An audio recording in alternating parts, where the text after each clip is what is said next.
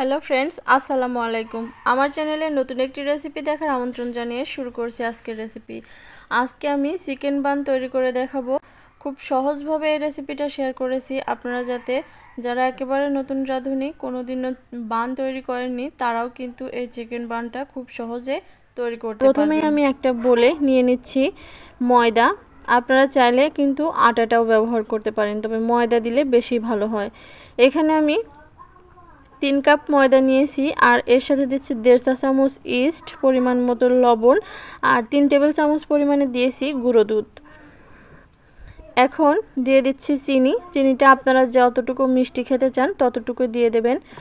আমি এখানে 1/4 কাপ পরিমাণে দিয়ে দিয়েছি আর দিয়ে দিয়েছি 1/2 চা চামচ বেকিং সোডা। এখন 1/4 কাপ পরিমাণ তেল দিয়ে এটাকে ভালো করে ময়ান দিয়ে নিচ্ছি।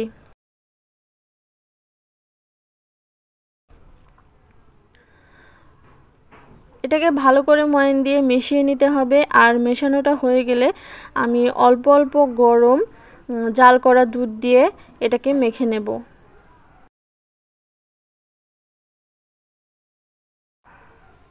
তোমার ময়ান দেওয়াটা হয়ে গেছে। আমি এখন এখানে দিয়ে দিচ্ছি গরম দুধ। আর দুধটা অবশ্যই কিন্তু গরম থাকতে হবে, না হলে কিন্তু ইস্টটা অ্যাক্টিভ হবে না। ইস্টটা অ্যাক্টিভ করতে গেলে কিন্তু দুধের গরমটা খুবই প্রয়োজন। আপনাদের কাছে দুধটা যদি না থাকে সেক্ষেত্রে আপনারা পানি দিয়েও এই ডোটা মাখিয়ে নিতে পারেন।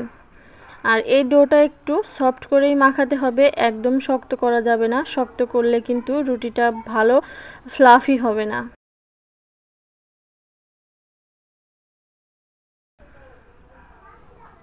তো এইভাবে মোথা হয়ে গেলে এখন ঢাকনা দিয়ে ঢেকে আমি রেস্টে রেখে দেব 2 ঘন্টার জন্য কোনো গরম জায়গায়।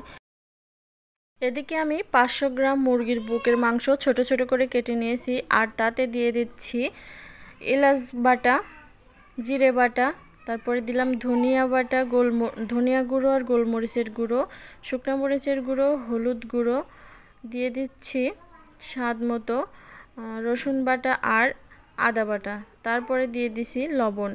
এখন এই সমস্ত উপকরণগুলোকে ভালো করে মেখে নিতে হবে। ভালো করে এটা ম্যারিনেশন করে আমি 15 মিনিটের জন্য রেস্টে এটাকে রেখে দেব। অবশ্যই ভালোভাবে ম্যারিনেশন করে নিয়েছি এটাকে আমি। এখন রেস্টে রেখে দিয়ে চলে যাচ্ছি পরের প্রসেসে। তো এখানে আমি প্রথমেই 1 কাপ পেঁয়াজ নিয়ে নিয়েছি আর এই পেঁয়াজটাকে একটু জাস্ট নরম করে ভেজে নেব। ভাজা হয়ে গেলে ম্যারিনেশন করে রেখেছিলাম যে মাংসটা, সেটা এর মধ্যে দিয়ে দিলাম। আর এই মুরগির বুকের মাংসটা কিন্তু এখানে যেহেতু কোনো হাড্ডি নেই, সেহেতু খুব সহজেই কিন্তু তাড়াতাড়ি সিদ্ধ হয়ে যাবে। ও কোনো রকম পানি এখানে কিন্তু ব্যবহার করা যাবে না। মাংস থেকে যে পানিটা বের হবে সেটা দিয়েই এই মাংসটা সিদ্ধ হয়ে যাবে। একটু নাড়াচাড়া করে এটাকে ভেজে নিচ্ছি। 20 থেকে 25 মিনিটের মধ্যেই মিডিয়াম টু লো হিটে রেখে এটা ভাজলেই কিন্তু একদম রেডি হয়ে যাবে। তো আমি নাড়াচাড়া করে ভেজে নিচ্ছি এটাকে। আজকের এই চিকেন বানটা খুব সহজ রেসিপিতে শেয়ার করেছি আর আশা করছি আপনাদের খুবই ভালো লাগবে। একেবারে বেকারি স্টাইলে শেয়ার করেছি।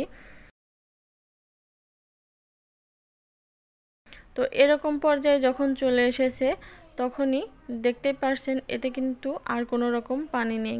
তো এখন আমি দিয়ে দেব 1 টেবিল চামচের মতো সয়া সস আর দিয়ে দেব 1 টেবিল চামচ টমেটো সস। এখন এই সয়া সস আর টমেটো সসটাকে আমি আবারও মাংসের সাথে 4 থেকে 5 মিনিটের জন্য নেড়েচেড়ে রান্না করে নিয়েছি।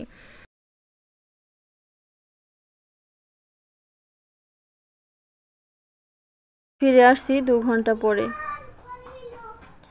এই যে দেখুন 2 ঘন্টা পরে কিন্তু এটা ফুলের ডাবল হয়ে গেছে। আর দেখতেই পাচ্ছেন এটাকে আমি আর একটু নেড়েচেড়ে এর ভেতরে যে বাবলসগুলো ক্রিয়েট হয়েছে সেগুলো আমি বের করে দেব।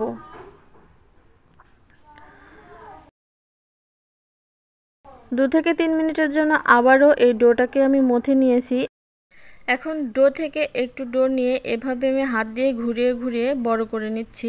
আপনারা চাইলে কিন্তু এই কাজটা বেলুন দিয়ে বেলেও তৈরি করে নিতে পারেন, তবে আমি খুব সহজভাবে যেহেতু শেয়ার করেছি সেজন্য এটাকে আমি হাত দিয়েই তৈরি করছি। আর এই যে দেখুন এর মধ্যে চিকেনের পুরটা দিয়ে এভাবে আমি মুড়ে এটাকে সিল করে দিয়েছি। আর খুব ভালোভাবে এটা সিল করে দিতে হবে যাতে করে পরবর্তীতে ছুটে না আসে। এখন একটু ময়দা ছিটিয়ে এভাবে প্লেটে রেখে দিচ্ছি। আর এই সবগুলো বান বানানোর পরে আমি এই বানগুলোকেও 10 থেকে 15 মিনিটের জন্য কিন্তু রেস্টে রেখে দেব। এতে করে বানের ভেতর খুব সুন্দরভাবে এটা সেট হয়ে যাবে আর অনেকটা ফ্লাফি হয়ে যাবে। তো এভাবে করে সবগুলো আমি তৈরি করে নিয়েছি। নিয়ে আমি 15 মিনিটের জন্য রেস্টে রেখে দিয়েছিলাম। ফিরে আসছি 15 মিনিট পর। দেখুন এটা কিন্তু ফুলে গেছে। এখন এটাকে আমি ভাজতে চলে যাচ্ছি। কড়াইয়ে তেল দিয়ে একেবারে লো হিটে এটাকে ভেজে নিতে হবে। এপাশ ওপাশ উল্টে পাল্টে এটাকে ভেজে নেবেন। আর খুব সহজে এটা উল্টাবেন, যেহেতু ডোটা একেবারেই নরম, উল্টাতে গেলে কিন্তু ভেঙে যেতে পারে। তো এরকম কালার করে ভেজে আমি তুলে নিয়েছি। আপনারা চাইলে একটু গাঢ় কালারও তৈরি করে নিতে পারেন। এভাবেই মোটগুলো বান আমি তৈরি করে নিয়েছি। এটা যে কত সুস্বাদু হয় সেটা কিন্তু আপনারা বাসায় ট্রাই না করলে বুঝতে পারবেন না। বাচ্চাদের টিফিনের জন্য কিন্তু এই রেসিপিটা আপনাদের খুবই কাজে আসবে। আমি একটা কেটে দেখিয়ে দিচ্ছি এটা কতটা পারফেক্ট হয়েছে। আশা করছি আমার আজকের এই রেসিপিটা আপনাদের ভালো লেগেছে। যদি ভালো লেগে থাকে অবশ্যই লাইক, কমেন্ট এবং শেয়ার করে দেবেন। আর আমার চ্যানেলটা সাবস্ক্রাইব করে পাশে থাকা বেল বাটনটা অন করে দেবেন। তাহলে পরবর্তীতে যখনই কোনো ভিডিও আপলোড করব নোটিফিকেশন আপনাদের কাছে পৌঁছে যাবে। আর যদি এই ভিডিওটা ফেসবুক পেজ থেকে দেখে থাকেন তাহলে পেজটাকে ফলো দিয়ে রাখবেন। দেখতেই তো পারলেন কত সহজে বাড়িতেই কিন্তু তৈরি করে নেওয়া যায় চিকেন বান। অনেক টাকা দিয়ে আর বাইরে থেকে খেতে হবে না, নিজেরাই ঘরে খুব সহজে ঘরোয়া উপকরণ দিয়ে এগুলো তৈরি করতে পারবেন। তো সবাই ভালো থাকবেন। আল্লাহ হাফেজ।